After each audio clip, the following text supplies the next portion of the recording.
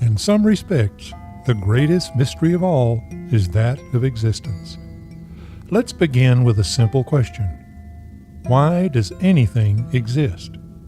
And following on that, how did anything come to exist? Through the centuries, the sages have considered and debated these two questions. They are at the heart of all religious thought. If we exist, and if our planet exists, and our sun and our solar system and our galaxy and all of the other galaxies do actually exist, then the question of why they exist also raises the supposition that it all must have some purpose.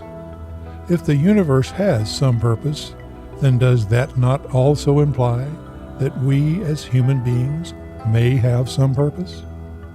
It is nearly impossible to prove that anything exists, because our only real barometer is purely subjective, namely through the lens of our own awareness. Since that is certainly the case, would it not also stand to reason that on an individual level, everything that exists must do so entirely within our own consciousness? We certainly know that our senses have limitations. For instance, we cannot see in the pitch dark. We cannot smell anything like as well as a dog can. We cannot hear noises that occur more than a few hundred feet away. The only true measurements we therefore have are what we believe about what our senses tell us. Within those senses and their communication with our brain, we form conclusions about existence, our existence, all existence. Descartes said, "I think, therefore I am." That presupposes, of course, that there is some objective reality outside and beyond ourselves which provides an environment for existence. What if we are all simply imagining together that there is such a thing as an objective reality? We might argue that we find reality in that agreement of many minds about specific and particular things.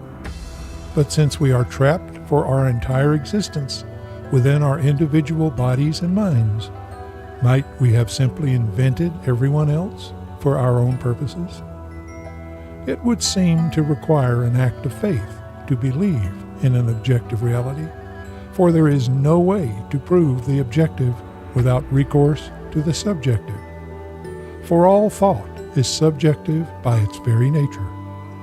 And once we have accepted that, we are then transported into the realm of the metaphysical. For how else could we dare to attempt an answer to the questions of why anything exists and how it came to exist? Any way you look at it, existence itself is a great and fascinating mystery.